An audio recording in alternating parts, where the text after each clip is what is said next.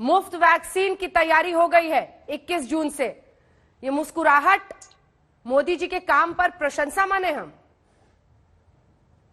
अंजना जी, देखिए, मोदी रीत सदा चली आई, जो कह जाए वो कभी ना निभाई, वादे या जुमले, ये बड़ा सवाल है।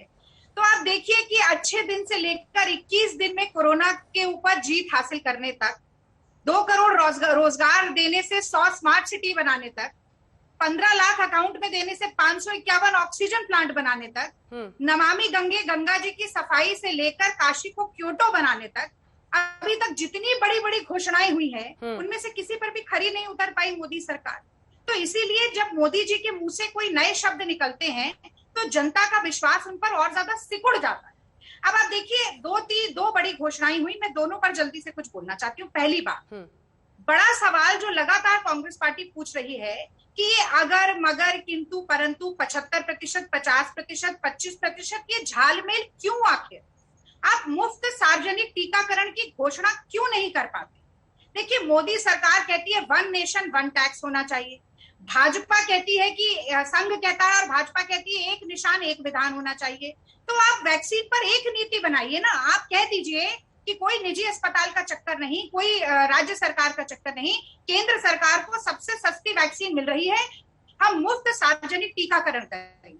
आज पोलियो वैक्सीन का उदाहरण मोदी जी ने दिया। देखिए, कहा जाता है जाकी रही भावना जैसी, उसमें से नकारात्मक बातें उन्होंने निकाल ली, इतने साल लग गए, उतने साल लग गए, अभी भी कोई कोविड का उन्मूलन तो हुआ नहीं है देश में। तो पोलियो वैक्सीनेशन से एक बड़ी बात सीखने की थी कि पोलियो का उन्मूलन इसलिए संभव हो पाया क्योंकि घर घर जाकर मुफ्त में बच्चों को वो दवाई पिलाई गई। आप जब तक मुफ्त सार्वजनिक टीकाकरण नहीं करेंगे, ठीक है, कहीं ना कहीं ठीकरा किसी न किसी और के सर पर। 2 सवाल है जिसके बाद फौरन में अपराजिता सारंगी जी के पास जाऊंगी। 2 सवाल है। प्रधानमंत्री ने खुलकर कहा कि राज्यों ने कहा था हमें सक्रिय भूमिका चाहिए, जो संघीय ढांचा है देश में, इसीलिए उन्हें वो काम दिया गया था कि अगर आप भी प्रोक्योर कर सकते हैं वैक्सीन तो कीजिए। लेकिन जब उन्होंने ही कहा कि नहीं, हम चाहते हैं कि केंद्र करे, और तमाम राज्यों के मुख्यमंत्री खुलकर कह रहे थे कि केंद्र ही वैक्सीन खरीदे, तो उसको रिवाइज किया गया। अब इसमें भी आपको खोट नजर आ रहा है। और अगर वो कह रहे हैं 21 से मुफ्त, तो मुफ्त का मतलब तो मुफ्त ही होगा ना। अगर पैसे लिए जाएंगे तो फिर आज तक दिखाएगा ना कि पैसे लिए जा रहे हैं सरकारी अस्पतालों में। नीति और नियत मोदी जी ने कहा हमारी स्पष्ट है। मैं आप ही के शब्द का प्रयोग करते हुए कहती हूँ कि नीति और नियत मोदी सरकार की दोनों में ही खोट है। और वो इसलिए क्योंकि एक दवा के 3 दाम निर्धारित मोदी सरकार ने किए थे, जो कि और दुनिया के किसी देश में नहीं। हर जगह यही होता है कि केंद्र सरकार प्रोक्योर करती है, क्योंकि अंतरराष्ट्रीय कंपनियां ज्यादातर केंद्र सरकारों के साथ ही बात करती हैं। और जल्दी से एक बात और जोड़ देती हूँ, सबसे बड़ा सवाल टीके हैं कहाँ?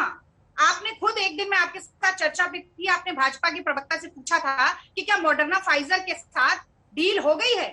तो ना नॉमन तेल होगा ना राधा नाचेगी, टीके है ही नहीं देश में। मोदी जी कह रहे थे, एक लाइन जोड़ देती हूँ, मोदी जी कह रहे थे कि कल्पना कीजिए अगर 2 टीके हमारे देश में ना बने होते। मैं कह रही हूँ कि कल्पना कीजिए अगर मोदी सरकार चादर तान के सो ना रही होती, पिछले साल जुलाई में टीकों के ऑर्डर प्लेस कर दिए होते, तो आज हमारे देश में ये टीकों की किल्लत ना होती, लाखों लोगों की जान ना गई होती। और अगर फरवरी में मॉडर्ना और फाइजर को एक एक्सपेरिमेंटल यूज ऑथराइजेशन तक दिया होता, तो कोरोना का ये कहर ना हो। अपराजिता जी जवाब दीजिए। ना नॉमन तेल होगा ना राधा नाचेगी, वो कह रहे हैं। उनका कहना है कि वैक्सीन की उपलब्धता कैसे कराएगी आपकी सरकार, भरोसा नहीं है उन्हें।